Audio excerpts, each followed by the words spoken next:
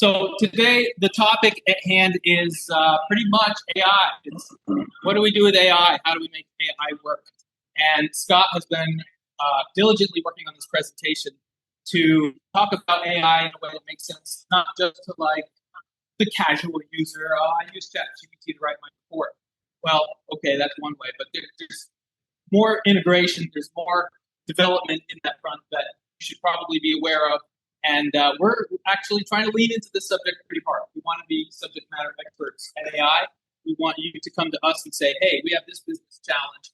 How can AI help us solve that? And today we're going to be talking primarily about how AI affects the CAD and SOLIDWORKS world, but we'll go into topics beyond that. So be prepared. Yeah, I want this to flow towards the human end, or we can have a really good discussion. So if you don't mind, please hold your questions for end, and we will have a pretty close question. But I would like to welcome Scott Lidgey from SOLIDWORKS, all the way from Toronto, a fellow Canadian here. Welcome in the US. So let's give him our southern welcome and commence with the presentation. So thank you.